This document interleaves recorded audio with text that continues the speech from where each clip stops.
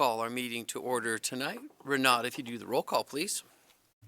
Evans? Here. Edinger? Here. McEvers? Here. Gookin? Yep. Miller? Here. English? Here. Do we have Pastor Pace Hartfield here tonight? Doesn't look like we do, so we'll rise for the Pledge of Allegiance. Woody, if you lead us, please.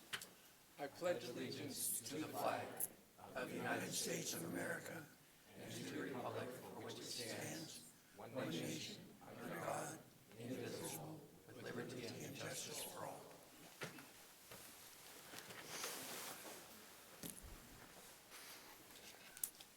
So we do not have any amendments to the agenda. We will move on to our presentations. We will start off with a proclamation, and this is a proclamation of Wildfire Community Preparedness Day. And I will read the proclamation, and Bobby, if you want to come up. It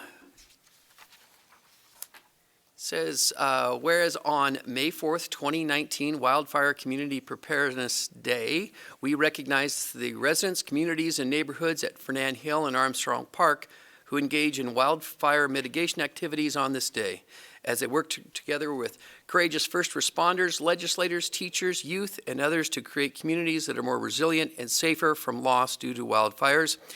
Whereas let us recognize that each of us can do our part to prepare for wildfire emergencies by taking steps to make effective changes to our landscapes and homes, and better ensure people have the necessary resources and knowledge to help protect themselves from wildfire losses. Together we can remain strong and resilient if we work together. Therefore, I, Steve Widmeyer, have proclaimed May 4th, 2019 as Wildfire Community Preparedness Day. And do you have a message for us, Bobby? Thank you very much, Mayor and council members. It's been a long fight, the last 10 years working with both groups to get where we are today. Last year, we were nationally recognized as Firewise communities for both Fernand Hill and Armstrong Park neighborhoods and communities. Since then, both communities have been doing great work on reducing fuels on their own property and even into the adjoining properties that, like park type areas that are part of their community. We had the event last weekend up at Fernand Hill, and then this Saturday we're going to have the event up at Armstrong Park. There's always something that we want to do, the fuel mitigation, as we do on that community day, or chip things out, rent a chipper, something like that. This year we kind of went a little sideways. With the help of NIC Carpentry, we built a prop. It's a pretty large prop with about a 38 to 42% slope. I built a community. We used wooden houses, a road going through, and put a lot of brush, a lot of trees. And then last Wednesday, we lit it on fire to show how fire runs through these hillside areas. Jeff Crow videotaped it, and the raw footage is out today. He is cleaning it up, and it'll be available next week where we can put it on our websites and the city and the fire department and our Facebook, and then push that message out there. The fire happened, it burned exactly like we see it in the wildland. So it was a success. All right. So I want to thank you for the proclamation. Yeah. Any questions at all for Bobby?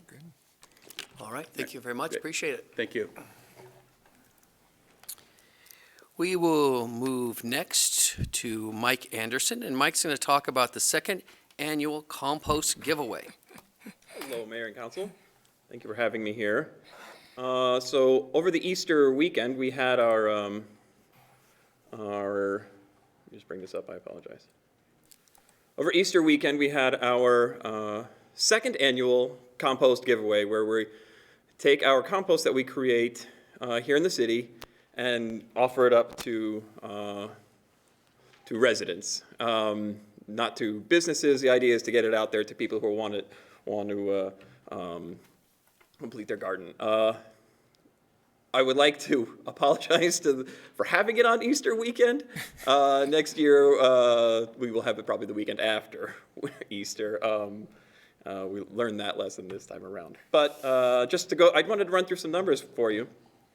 First of all, you can see in the picture there, we've got some people who were collecting it. That was on Saturday, which was a rainy day, and we still ran out. We had probably close to 90 or 100 yards of compost out there on Saturday morning, and it was gone. We just didn't anticipate that sort of turnout. It was gone by like 1 o'clock.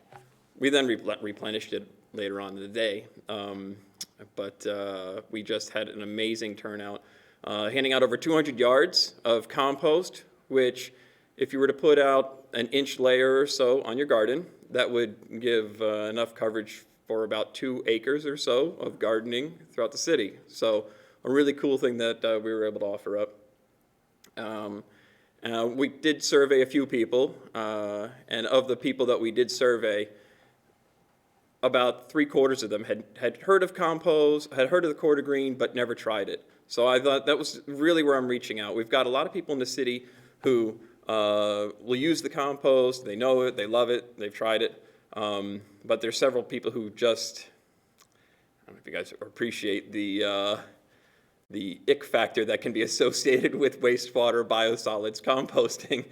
But there's a lot of people who won't get over that hump. So this is a really neat way to get them to try it out. And 75% of the people whom were surveyed were trying it for the first time. So definitely we're getting a lot of people out there who are interested in it. When it comes to volume, also I got another little bullet point on there. We do make about 20 yards of compost every day, so don't you worry, we'll keep making more. But it is the season, it's springtime, and to address, I just wanted to take this opportunity really to do 2 things. One, to let you know what a great success it was at this year's compost giveaway, but secondarily, just to try to get people a little bit over that hump of what the compost is and what it can do. So that's one reason why I got dressed up for you today, was I wanted to show you that wastewater, although it's true, is dangerous on the way in, but what I focus on is on the way out of the plant. In other words, the water going out and the compost going out shine up like a new penny, and really make it's a wonderful product that we have. And Mr. Mayor, I snuck in front of you there in a small jar to really give it a shot here. That's a sample of our compost, and if you'd be willing to, I've heard dogs eating it. I wouldn't suggest that, but I would suggest, you can.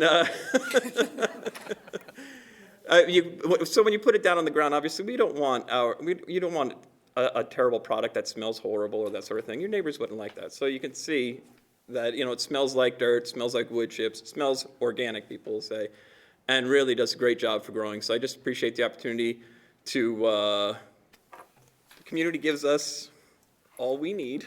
We process it, and the opportunity to give it back to the community, and we've gotten a lot of support, and I really appreciate the whole community and you guys getting behind us on this project. So thank you very much. Great. Any questions for Mike? Kiki? Just think it's a great program. I got my truckload. Cool. I saw somebody filling up the front end of a Volkswagen Beetle with compost. That, if I would have had my camera, that was a classic. But one question I was asked, and I don't know, I didn't see it on the website, and maybe you could put some information up there. How does this affect or not affect the watershed areas? So there's a lot of people on the hillside that were asking about, does this help rather than putting chemicals on their lawn to fertilize it where it lands in the watershed? So that's just a question that I was asked, and maybe if you can put that information out on the website regarding it, that'd be great. Sure, and we can definitely get that information on the website so people who are interested can find out. But just to hit up the points, it doesn't have as much, it's like a 10-10-10 fertilizer or something like that you may be familiar with. It's really more of a 3-3 and a 0.5 or something like that. So that's the nitrogen, phosphorus, potassium ratio. And it is a more slow release formula. So what happens is because it's all bound up in that wood chips and all the stuff that you see in the jar there, it just releases slowly over time. So yeah, it is, I wouldn't say it's better than fertilizer because it doesn't have those nutrient levels, but really it's more of a soil amendment product. So it just improves the overall health of the soil. But your plants might still need some plant food, but it's living, breathing, it really helps your soil come back to life. Great. All right, thank you very much, Mike, appreciate it. Mayor, Yes, Ron? I can remember, quite a few years ago, that an ex-Parks and Recreation Director that we had, that all of a sudden, McEwen Field got real green. And people were wondering how come, but there was also an odor. And people wondered where the odor was coming from and how come McEwen Field was so green. Well, come to find out, Mr. Halpern decided to, at one council meeting, decided to tell the people of Coeur d'Alene what this compost was for.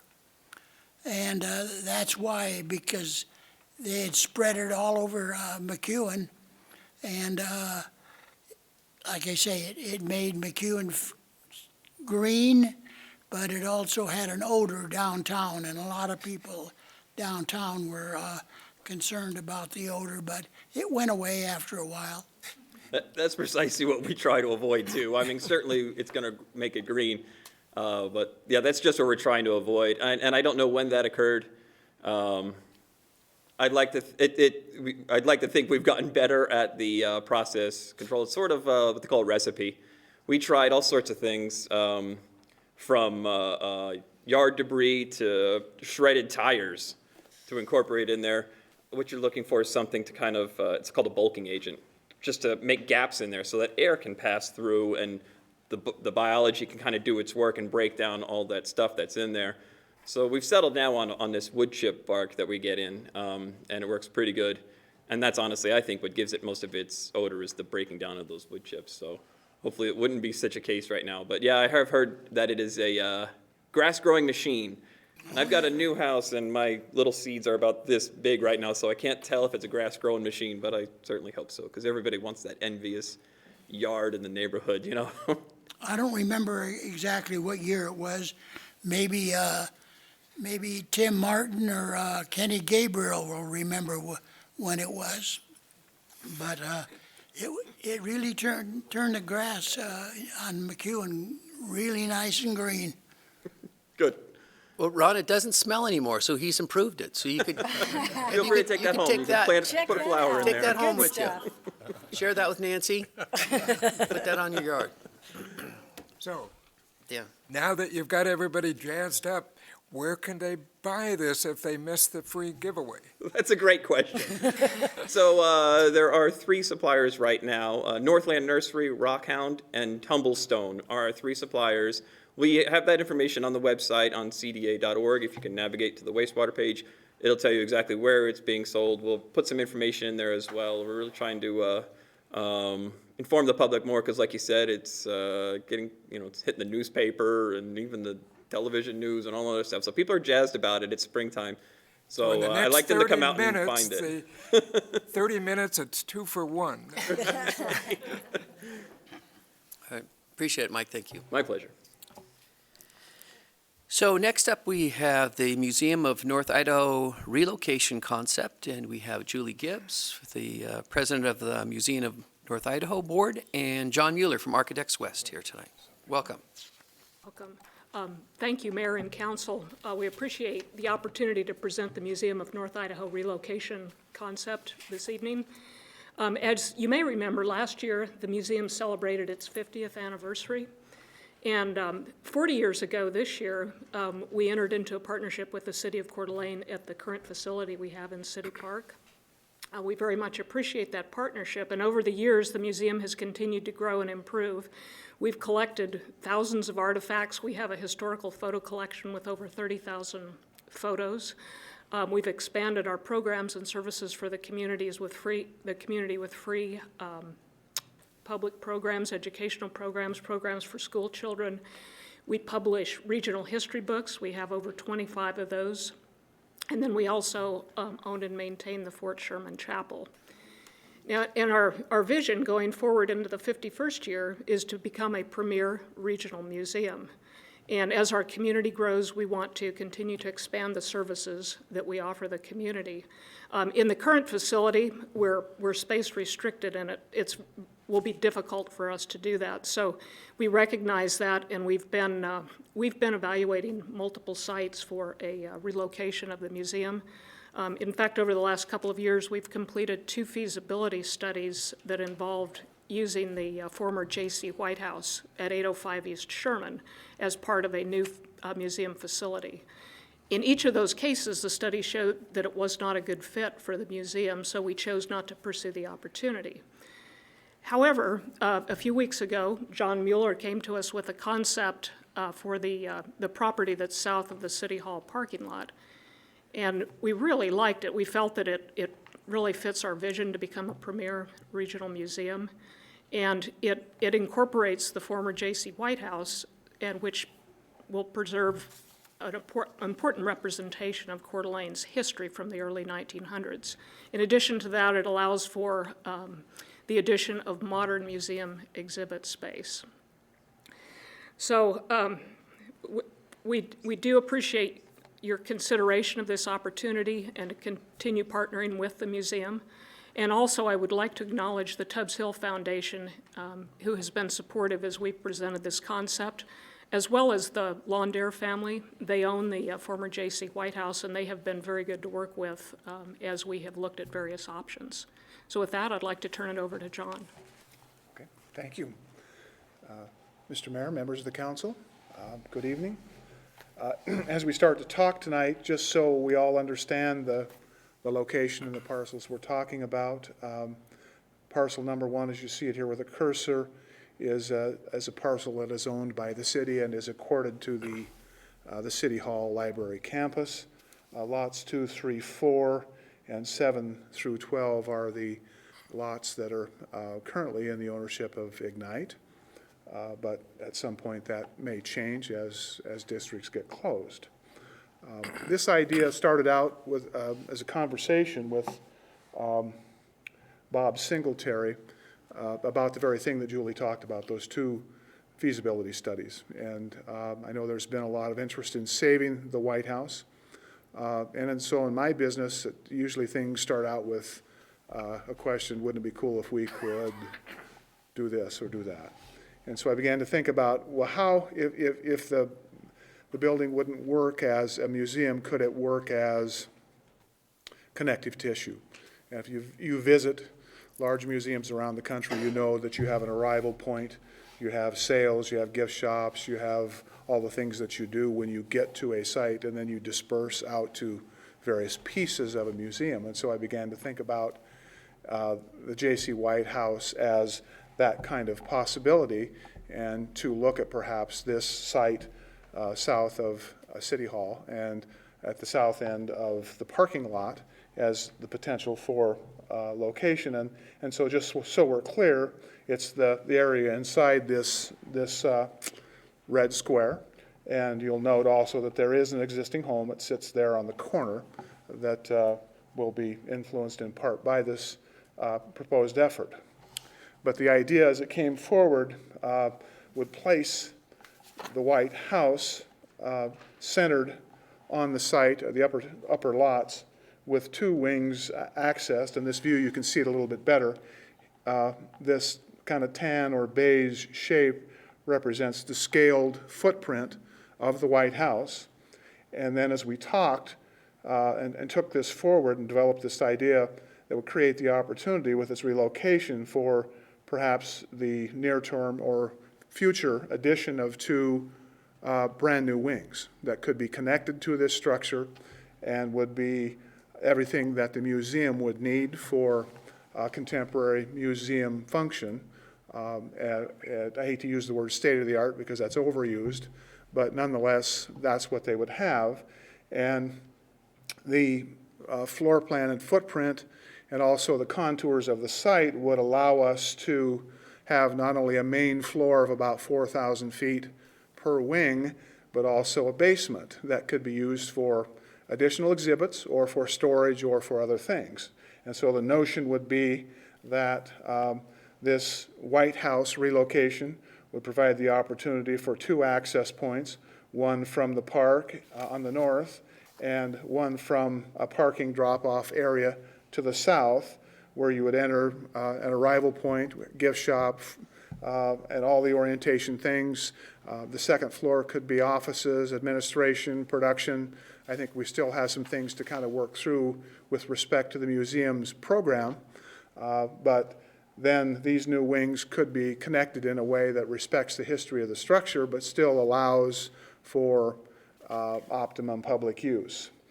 And as we look at this particular site, you would come down 8th Street. We would create our own separate access point to come in, provide drop-off for buses, for those with physical challenges to be able to have and arrive at a generous front entry plaza. We also have some parking for staff, and there's been quite a bit of discussion about the alignment and routing of this drive through the site. The Tubbs Hill Foundation was very concerned about the impact. An earlier concept showed quite a bit more parking, and they were concerned that that probably was going to be too much impact, and they were very interested in maintaining as much of the naturalness of the hill as it kind of spills down over the site into the site. And so we sort of worked back and forth with them to develop this concept. But the neat thing about it is we have now the opportunity for 2 outdoor spaces, one of which could be used to tell the story of the hill, do some interpretive work there. Both could be outdoor garden and public space for museum use and telling stories. And so if you look at the proposed plan, how it would kind of drop into the site, and looking back at the aerial photograph, the trees and the placement, you can see how actually this fits pretty well. The contours, especially in these first 2 lots, are depressed down to the point where it really works to our advantage for a basement. So we were really pleased with that. The light green circles that you see here perhaps are additional plantings we might have to do to enhance and buffer and protect uses. But nonetheless, this drops in and works really well. We have a bit of a contour challenge here that we're still waiting for some additional information on to confirm. But we feel really good about the way this kind of aligns and lays out. We looked at alternative means of turning fire trucks and vehicles around, either with a hammerhead or a full turning circle cul-de-sac, and the impact to the site was just too great. And so we ended up coming back to this because it really gave us the managed disturbance, but also the public spaces that would give us what we need to have a functioning, both a museum and a site. And so going back to the original photograph that we started the presentation with, scaled and dropped in, this is what it would look like very quickly and in a more abstract standpoint. But more importantly, what does it look like?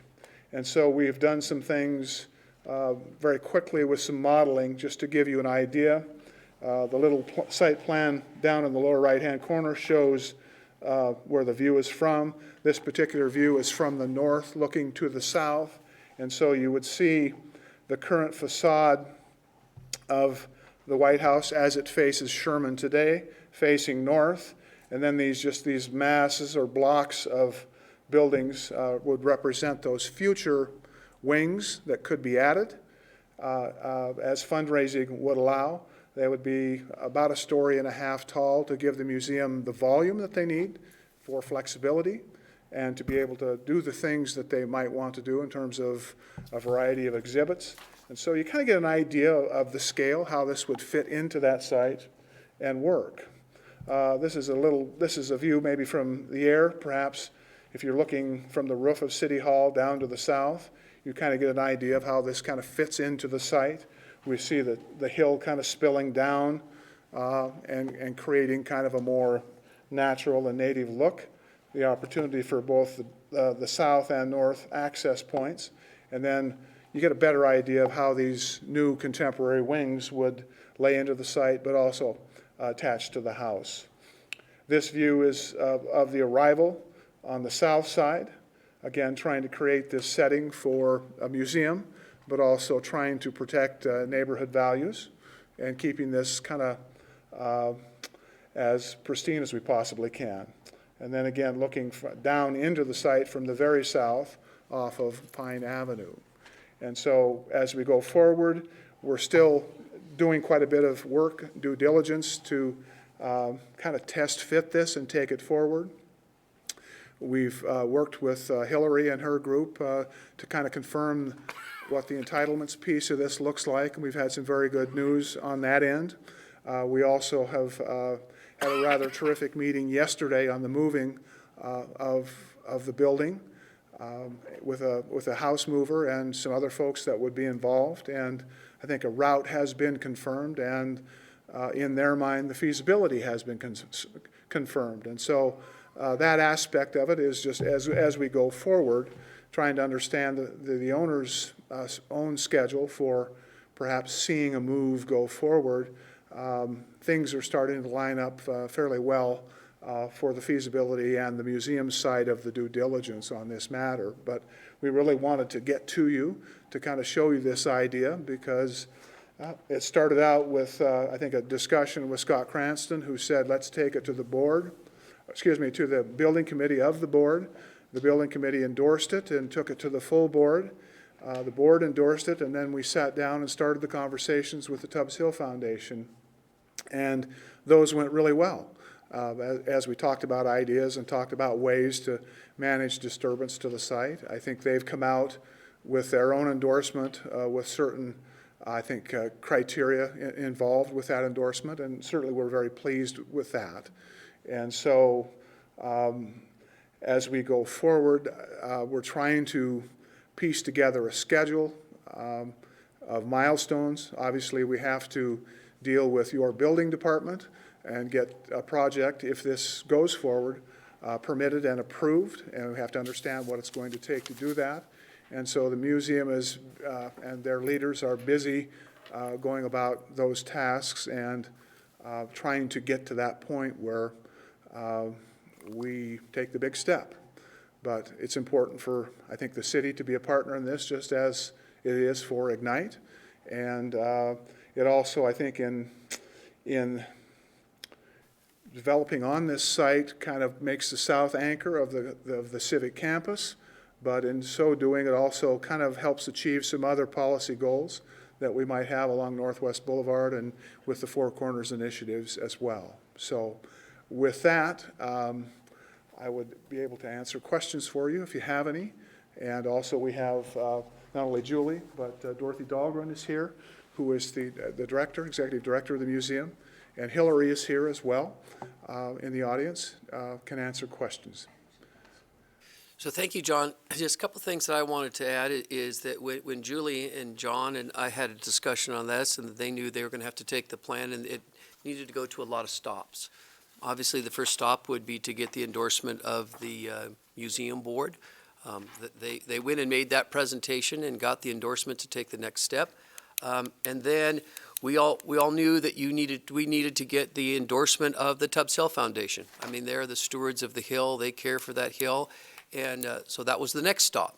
And they got an endorsement. Tubbs Hill Foundation wants to be involved in the process, but they pretty much gave the thumbs up that it was a project that they felt was good. From there, then the next stop was the Ignite board. A couple weeks ago, gave the presentation to the Ignite board. Again, there were thumbs up of not a final deal yet by any means, but a deal that we could continue to have discussions on.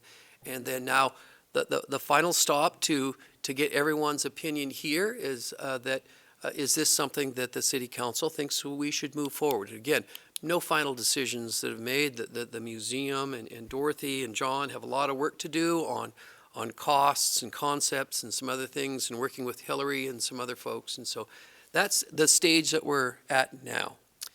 And so if you have questions, Woody. I have just a couple.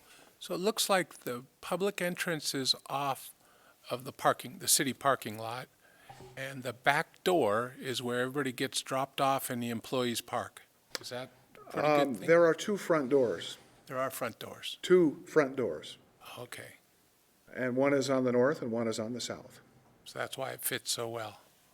Well, we intended it to be that way. We felt like to project to the north to the park was important, but we also had to be able to manage the arrival of certain constituencies and groups, whether it be school kids or special groups or seniors. If there's say a group wants to come to the museum for the day by motor coach, they need a place to unload and get out and an ample plaza to make that happen.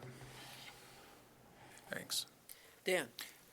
When I picture the house, it seems like there's kind of a room on the second floor that creates kind of a covered portico, but it looks like that's going to get lopped off, or?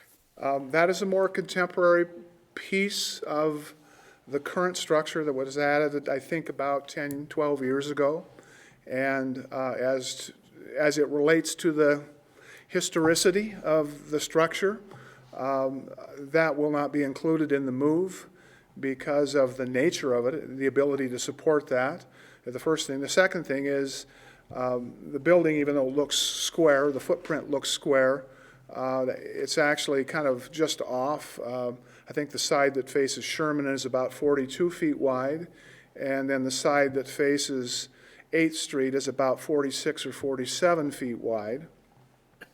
And so in order to pick that up or jack it up and put it on I-beams and rumble it down the street, we have to use that narrow side.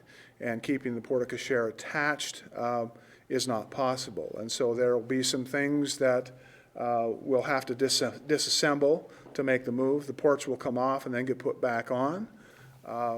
But the movers are very confident about how this thing will go forward. I had a different route in mind as to how this might be moved. They seem to think they can take it down Sherman and turn left on 7th or south, and then turn east on 8th and go right around 8th and down to the site. And they thought that represented the best opportunity, and so they're the experts. If this thing goes forward, I'm going to be anxious to see what that looks like and take some good recording pictures. So. Another thing to add, too, is that there's been some questions from some folks who say, well, why move it in the first place? Why not just leave it there? And the answer is that the property owners that have had this building in the family for many decades now have different plans for that property, and they want to move forward, but they have been very gracious in working with us to come up with ideas of how we could preserve and save that piece of history in Coeur d'Alene. But so that's really is the reason, is that they just have other plans for that piece of property. Well, they've been fairly patient, and I think there's a certain amount of respect for history. Obviously, if you do the research on a J.C. White and understand, what he was to the early growth and development of Coeur d'Alene, to be able to save this as a piece of history. Obviously, we know that the inside has been completely redone and is not what the building once was, but a lot of the original pieces are still there. I think we don't have many examples of that type of architecture from the beginning of our city left. This and perhaps the Blackwell House, maybe one or two others in other locations, but this is what I would say is one of two significant pieces that we have left. And so if we could save it and refurbish it, relocate it, make it the centerpiece of a new and functioning museum, I think that would be a terrific stroke for the city and for us as a larger community. Any other questions for John? So I guess in their mission moving forward is that they're going to take the next step, as long as there isn't anyone that says time out. I don't want to, you guys shouldn't move forward on that, but they're going to take the next step, do a lot more homework, and then come back through all of the stops that they need to make before any decisions are made. We do have a project review scheduled with your city staff on the 16th, and they will tell us what the concerns or issues might be from their perspective. And as always, it's my experience that your staff is a can-do staff. They tell you how, if you want to, to get to the finish line. So I'll be interested to see what they say on behalf of the museum, of course, but we're anxious to have an understanding by no later than the end of May as to what this looks like. Kiki? I was just going to commend everyone who's worked on this so far. I think going to the lengths to be able to preserve this piece of history is important to a lot of people, even the ones who will be sad to see it moved and go away. And understanding clearly that there's a lot more stops that will include all the permitting and the budgets before any decision is made. But I think this is a great collaborative effort, and if you're looking for a thumbs up, Yep, not an action item, but there's a thumb. So thank you all for that work. And then I just wanted to thank, I think we have two really great people, Julie leading the way as president of the board, and John as well as, I guess, three, Scott too, and Dorothy. So there's a lot of people involved in the whole entire board moving this forward. So it's going to be a team effort. But having John involved with his knowledge of history and Scott with previously working for the board, there is just a lot of really good players on this team to make this happen. And so I applaud you and say keep moving forward. Appreciate Okay. that. Right. Thank you very much. Thank you. So we will move on to public comment. Anyone that wishes to address the city council on city business shall have 3 minutes to do so.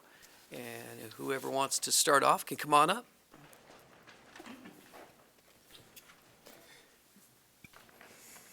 Good evening. Elizabeth Hinkle, 924 North 5th Street in Coeur d'Alene. I'd actually come for another reason, but I'm happy to be here this evening regarding this White House transfer. Let me be one to say, is it really that important to save that White House? A few years ago, when planning started, the North Idaho Museum was going to be down along Northwest Boulevard. A new facility was going to be built there. I still support that. I wonder how much it costs to renovate this old building after you've moved it over and it's all out of square now and you got to get it all up to code. Would that just not be better to put into new structure and just take some pictures of the building, put them up?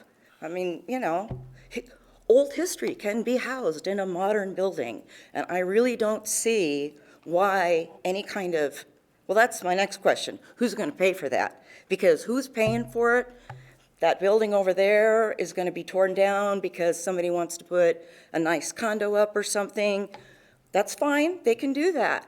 But I don't really want to see my tax money go to moving that building over there.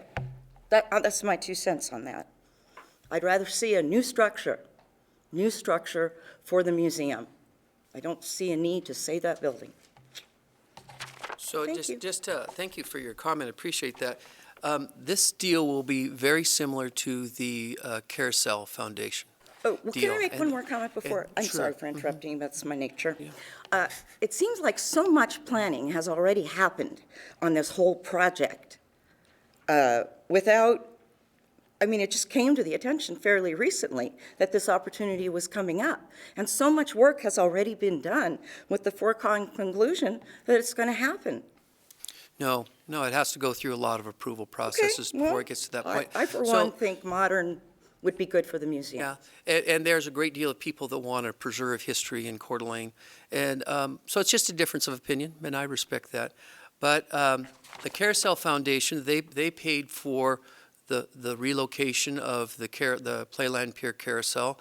They paid for the structure, all privately donated money.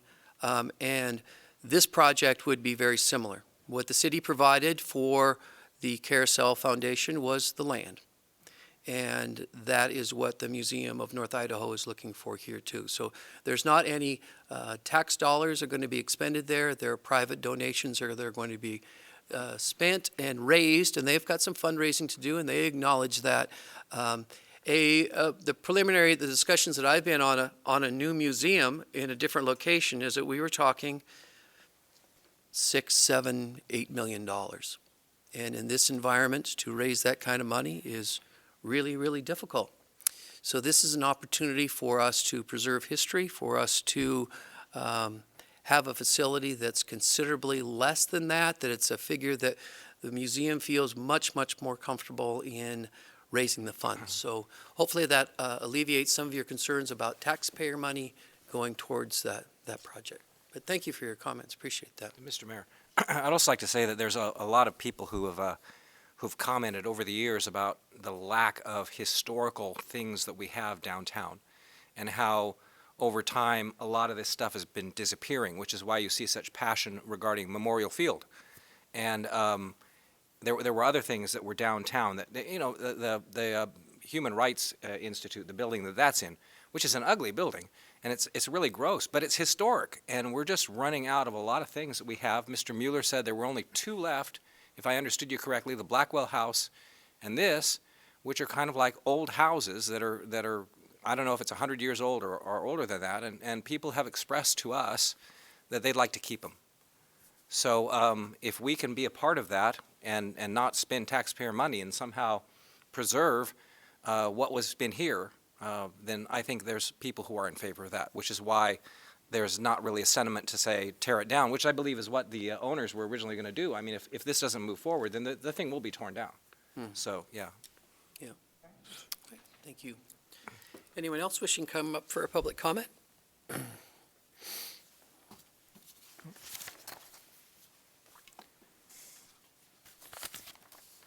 Good evening. Hello, I'm Mary Jo Kringus. I live at 2901 Marcel Drive in Coeur d'Alene Place. Can you hear me? Yes. Okay, Might just move the mic down just a little bit. thank There- you. there you Can go. you hear me good now? You're Okay, good. thank you. I respectfully submit that there might be conflicts of interest associated with this museum relocation plan. After the White House site is cleared, will it then be slated for R34 spot zoning? In my opinion, we need to recognize that Ignite CDA is funded by taxpayers. The land is funded by taxpayers. This land swap takes and clears a beautiful corner of Coeur d'Alene on Sherman Street, and it moves the White House into a residential space. So it's not, in my opinion, as accessible as the museum is now. But the greater concern is that Ignite CDA has at least 3 commissioners that are on the board who also work as career real estate developers. In my opinion, this is a significant conflict of interest. The City Council has not updated the comprehensive plan since 2007. Before we do any Ignite CDA land swaps or any more R34 spot zoning permits, I think that this council should update the comprehensive plan. We need a plan that meets the needs of our existing community and also will fully address any apparent conflicts of interest. That's my opinion. Mr. Mayor, I have a question for Hillary, which I don't even know if you need to come up for. Thank you, Mary Jo. It's my understanding the parcel that we're talking about now at the corner of 8th and Sherman, that's in the downtown overlay district. And the parcels that we're talking about south of City Hall are also in the downtown overlay district. Okay. So this is a downtown overlay district, it's higher density already. Hillary, might have you come up, yeah. Yeah, because I'm pulling here, but downtown overlay district, you can build high density in downtown overlay. Yes, you can. That's correct. And So- so it is the exact same zoning district for the 2 properties. So in a way, by moving, if this follows through and we move the building, or the museum moves the building and they take over those parcels down there, that becomes pretty much a public space, That's correct. which it wouldn't be downtown overlay, which theoretically it could have that high density down there. That's true. You could go how high south of You can City Hall? go, so for civic use, you can go 45. For residential, it'd be 38. So that could happen down there, but that's also what could theoretically happen at 8th and Sherman. Right. Okay.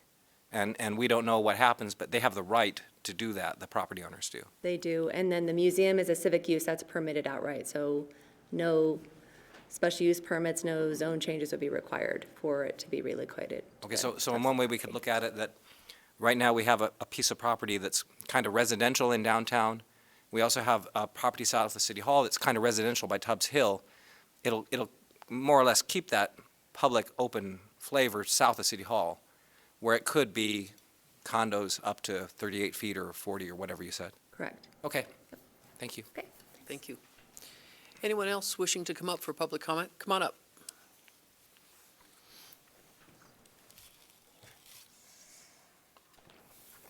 Mr. Mayor, members, good evening.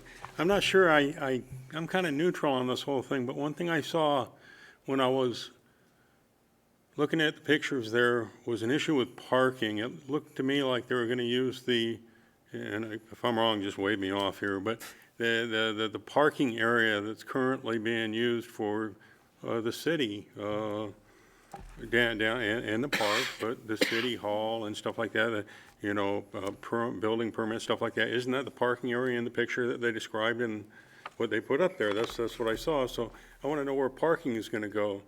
And think about where parking is going to go. And as a resident in this city, and I'm all for preserving history, okay? I'm for that.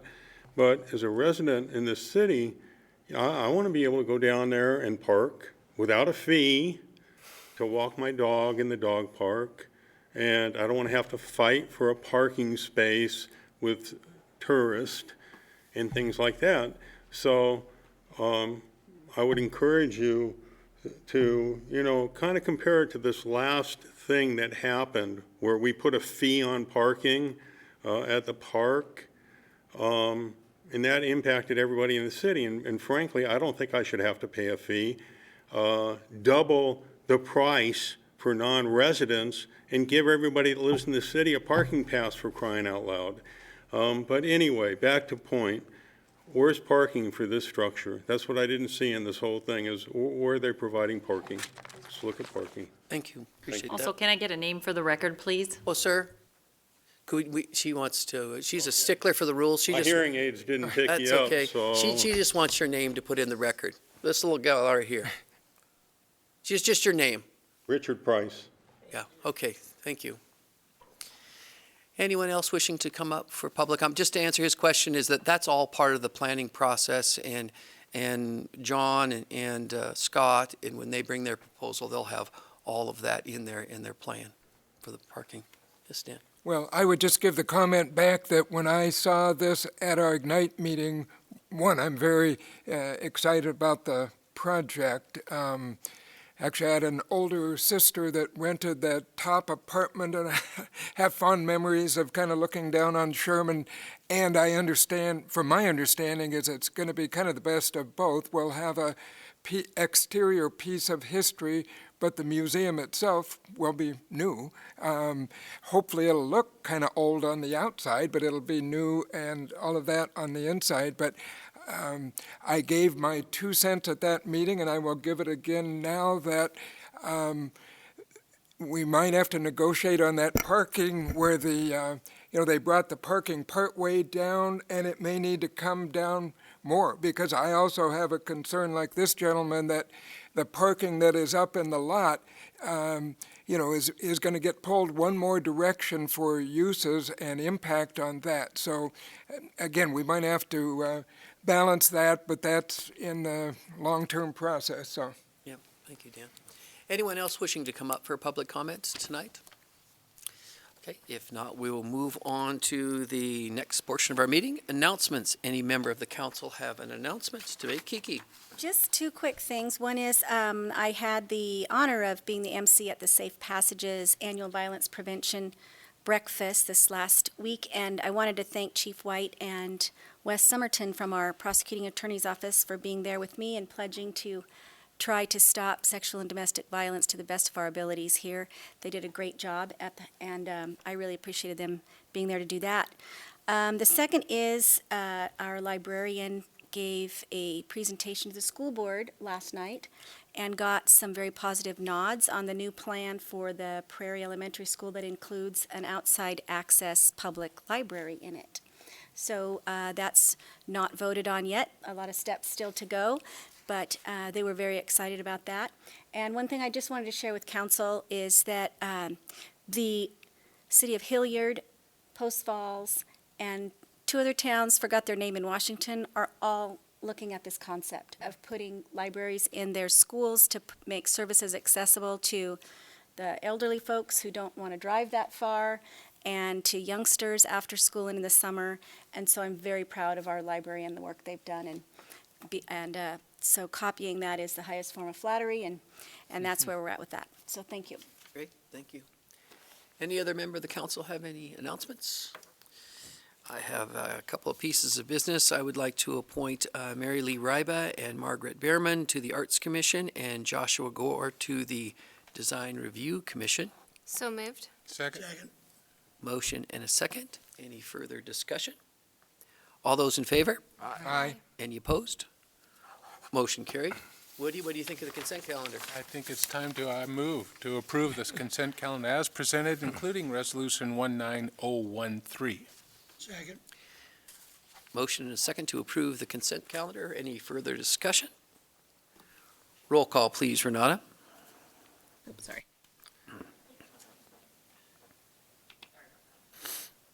Eddinger, Yes. Evans, Yes. Miller, Yes? McEvers, Yes. Gookin, Yep. English. Yes. Motion carried.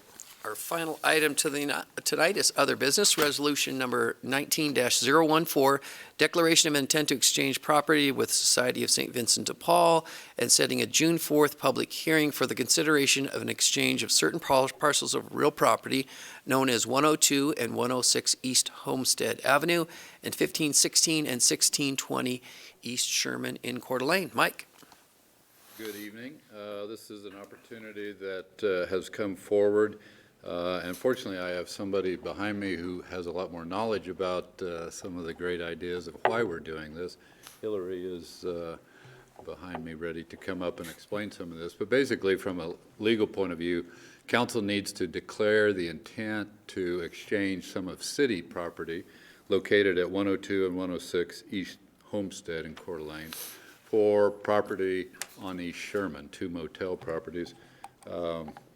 Here are the properties on East Sherman as a reference. Moontime is here, and this is the 1620 and the 1516 properties. These are currently owned by St. Vincent de Paul. One of the properties is valued at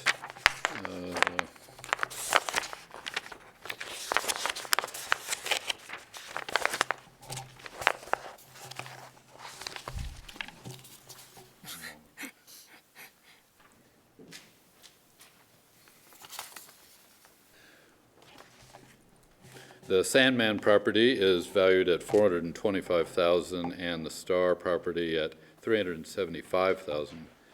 Total price of $800,000 for the St. Vincent de Paul property. And here's pictures, Moontime and East Sherman, or the other property. The city property is on Homestead, and we own the property and the buildings and land on one side and just the land on the other side. These would go to St. Vincent de Paul, and they're valued at approximately $500,000. So the difference would, city would also include $300,000 in cash. So we would get the 2 motel properties on East Sherman, and St. Vincent's would have clear ownership of the properties on Homestead. Again, this is council's opportunity to express their intent to the public to do this exchange, and then there'll be a public hearing. The motion or action tonight would be a public hearing, setting a public hearing for June 4th of this year to approve or not go forward with this. There's the Homestead. And that's kind of the end of my presentation. I think Hillary could speak a little bit about what the uses, intended uses are. Mike, just a quick question, is that the land now on the St. Vincent properties, that is under a long-term lease agreement, correct? Property that we're looking to trade? Yeah, the homestead. So the Yeah. properties that St. Vincent de Paul sits on now, that of their apartment, that is under a long-term lease agreement with the city and St. Vincent de Paul, a 75-year lease. And so that property is tied up for decades. Right. With St. Vincent de Paul right now. Right. Okay, all right. Does this get us out of it? They will own the property then, yeah. Mike, Kelly, oh, excuse me, Kiki, did you So have? I was just following up on that. During the hearing, will there be actual appraised values, or is this like a market value analysis that we've gotten on these properties? Or will It's- that come forward? It's just a market value. Typically, on commercial properties, there's been recent sales, so I think the market valuation is as good as spending the money on an appraisal. Okay. Thank you. Good evening Hillary. once again. So just following up on Mike's presentation, thought it would be helpful for you to see some possible uses for these two properties. I know we've had some ideas that have surfaced through the East Sherman master planning effort. We've been working on revitalization since 2015 in collaboration with CDA 2030. And so the opportunity to get these two properties under control of the city is, I think, very exciting. So I wanted to talk about that. So the two properties, as Mike talked about, are here on these two blocks of East Sherman on the 1500 and the 1600 blocks. This is a map that has been created by community builders. They've been helping us with the draft master plan for East Sherman, and this shows kind of the corridor itself, and it's broken down into different areas. So there's transition areas, there's a gateway, and then there's the core area. And these two properties fall right here, and this area is considered the core. And so this is truly where we see a lot of activity already happening and a lot of potential, so it's a great spot for us. For the Star Haven site, this one is located mid-block on that 1500 block.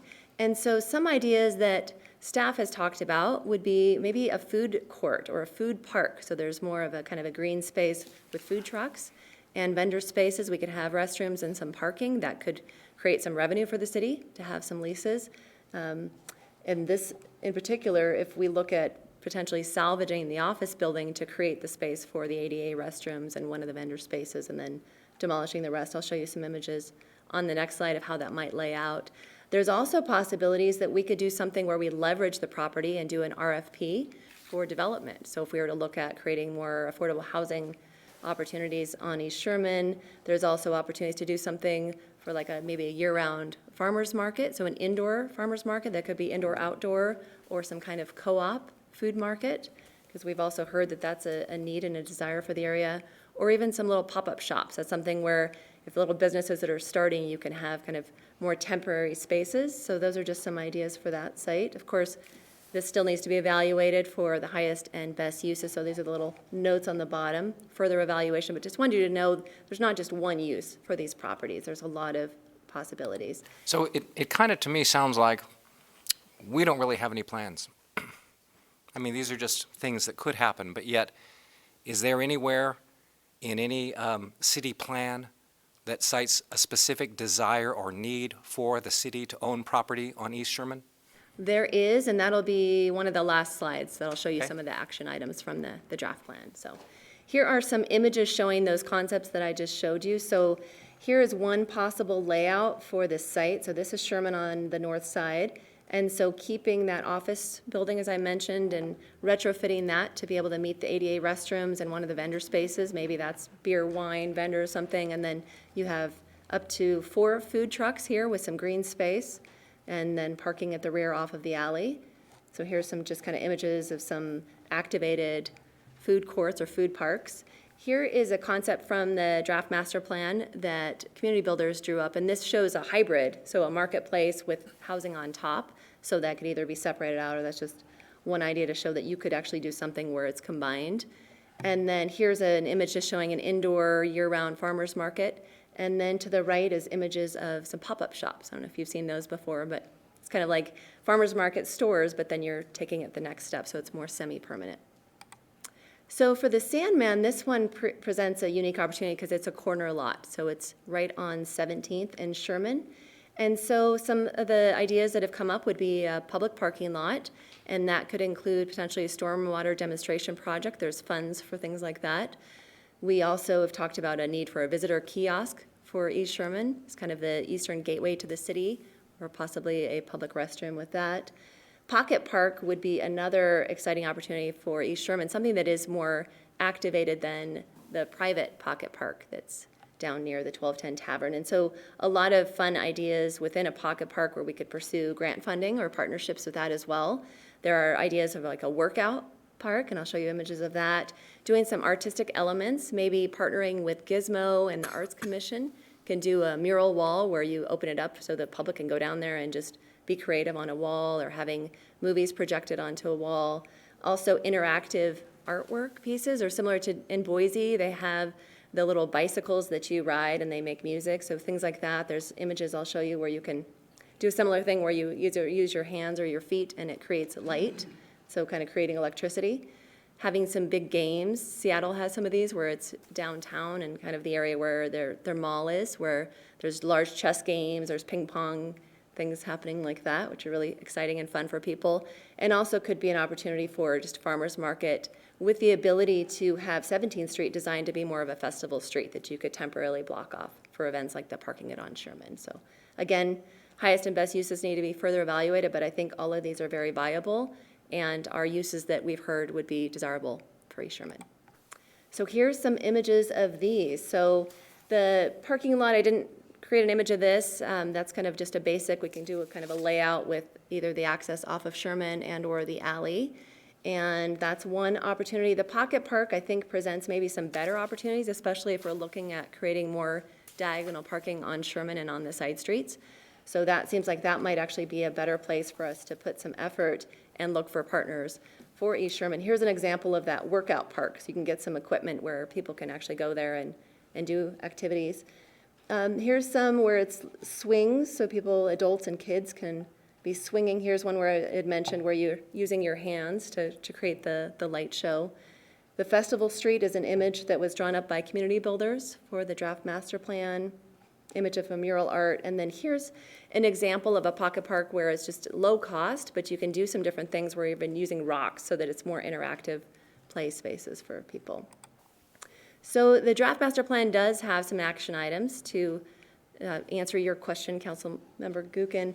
So these three on the screen are really areas where they're encouraging us within 5 years of the plan being accepted that we would look to create these kind of things. So providing a variety of housing choices, and in the draft plan it talks about leveraging properties, figuring out partnerships, private-public partnerships, looking for affordable housing opportunities, providing flexible public spaces, so that is indeed looking at a pocket park that could be used for multiple purposes, or like the food park concept that could also have multiple purposes, and then creating a public parking lot. And then lastly, also some images that came out of all the community engagement and our work with community builders and CDA 2030.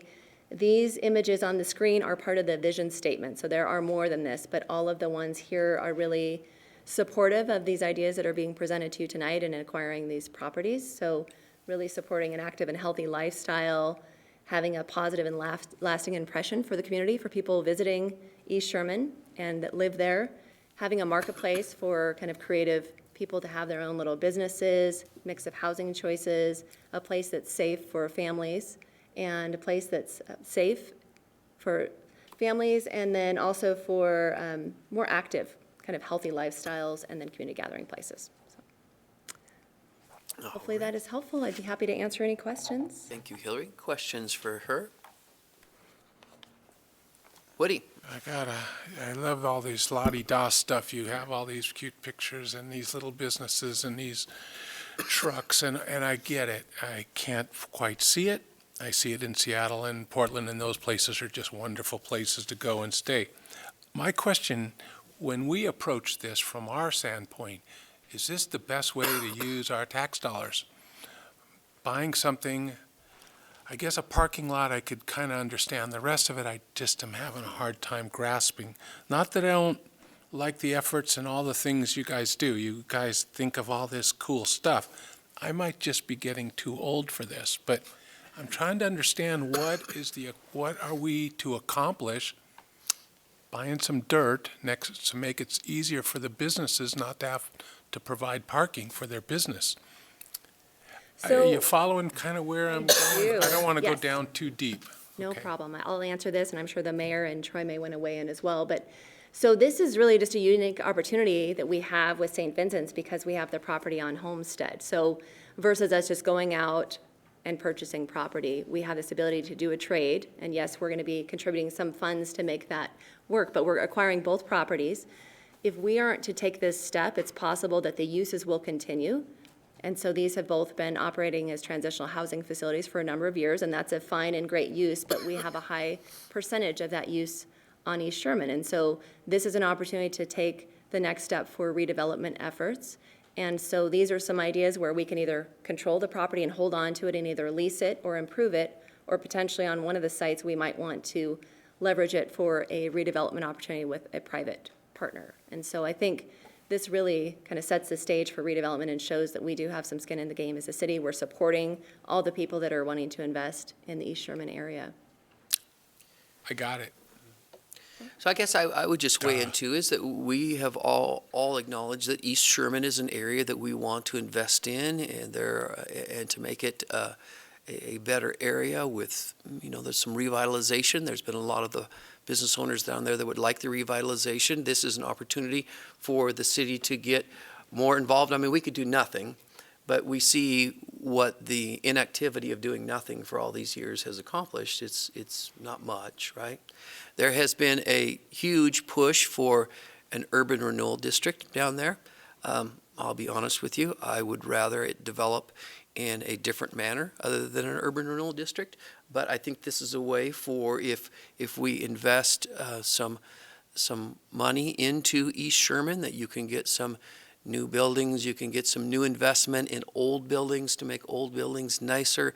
You improve the taxable value, the return back to the city is increased taxable value on East Sherman, more business, and so that really is kind of the theory behind that, Woody, if the city makes an investment in East Sherman, others will follow, and that some of the older dilapidated buildings will get refurbished, and it'll kind of become a greater area. So that's kind of just my 2 cents worth. Dan?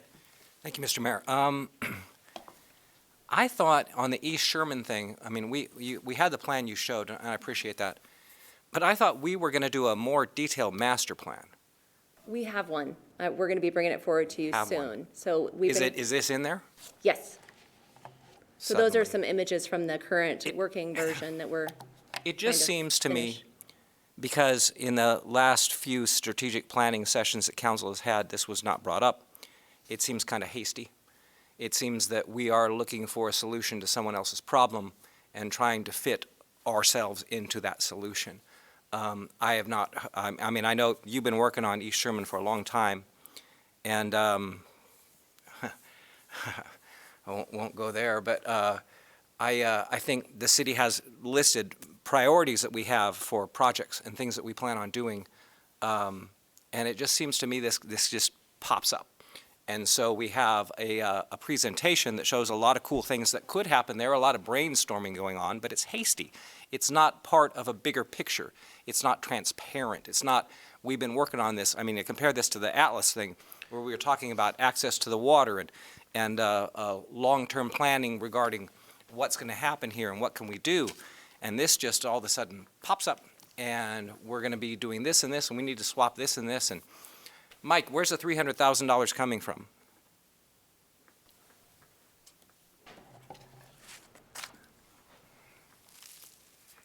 I believe it's general fund. I don't know. Troy's nodding his head, so. So we have a Fund balance. So further, showing a lack of strategic planning is that this was not included in the budget. And we had a tremendous fight this year over the budget, where we were just told that we could not cut one nickel from this budget. And now all of a sudden there's $300,000 laying around. It seems to me that this is a solution to someone else's problem.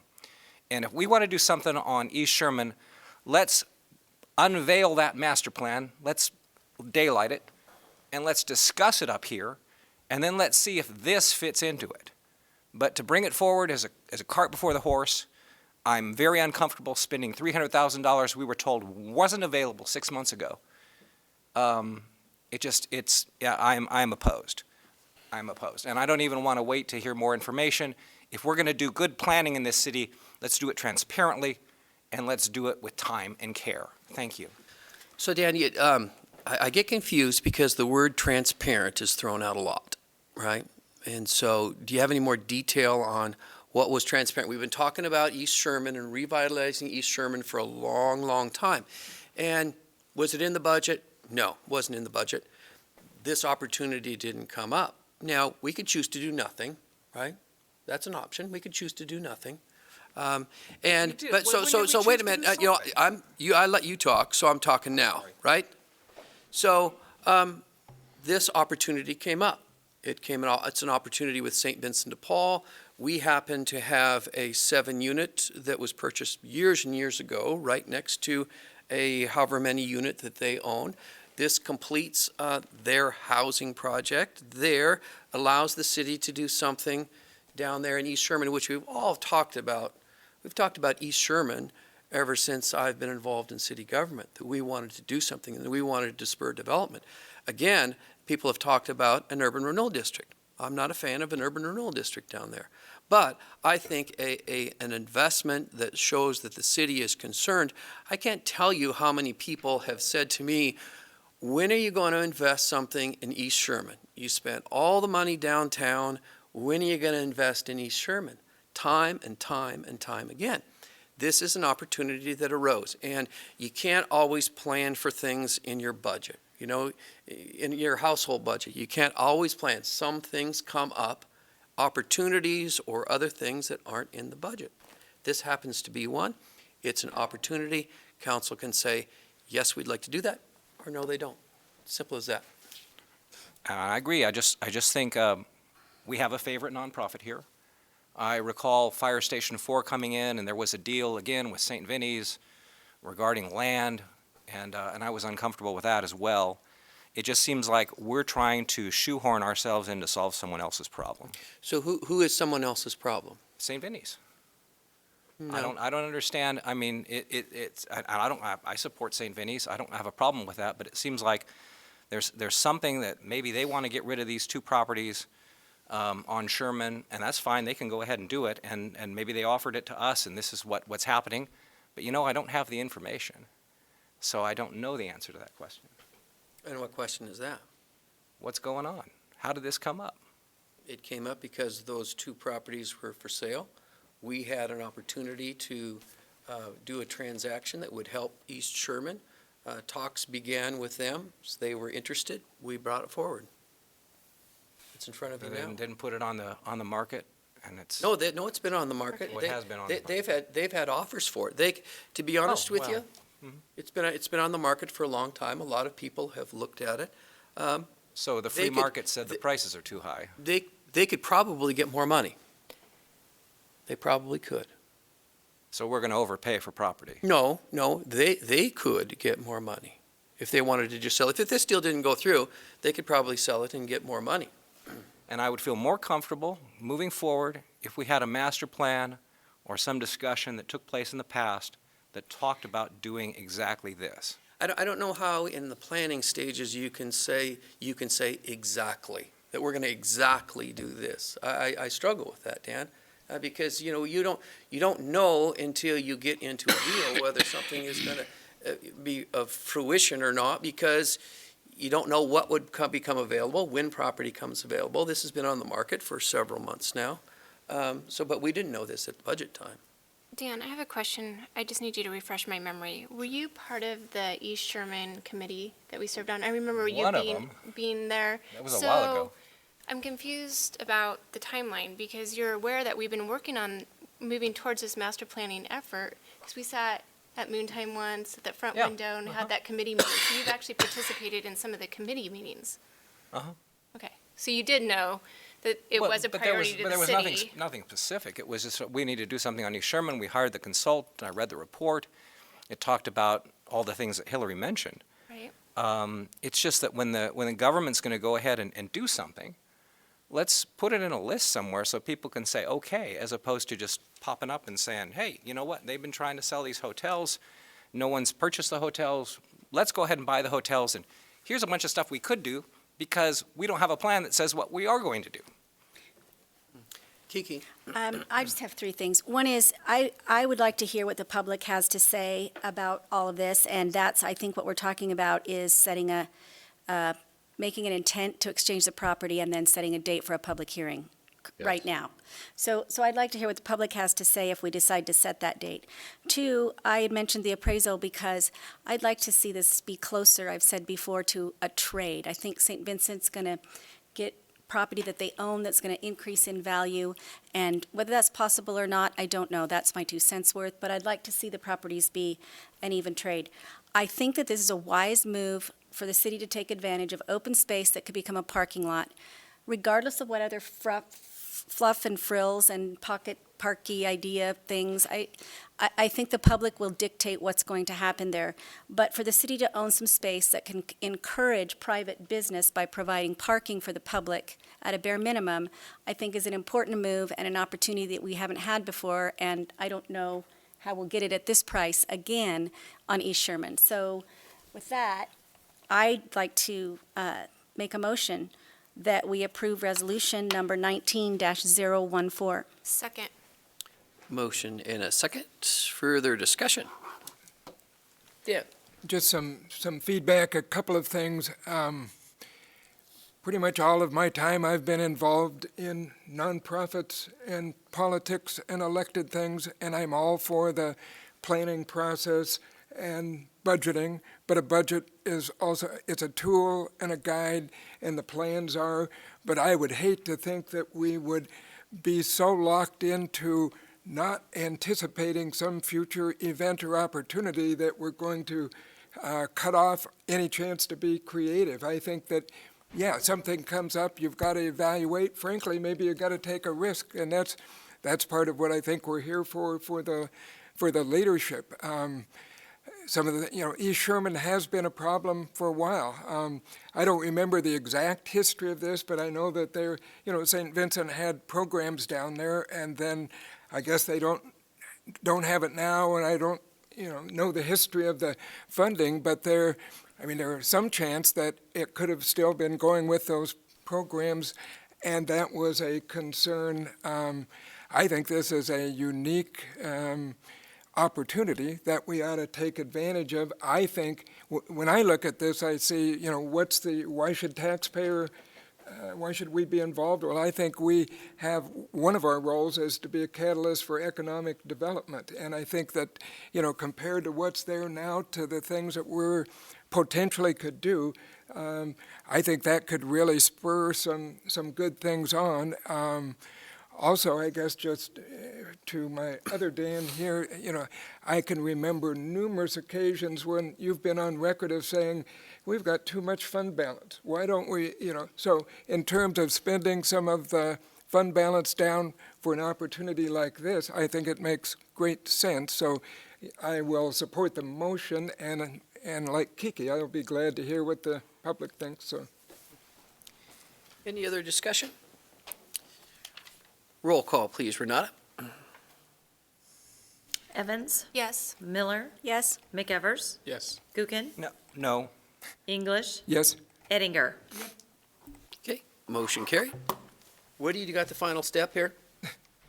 I'm still thinking about parking, so thank you. I'd like to move that no other business, this meeting should be adjourned.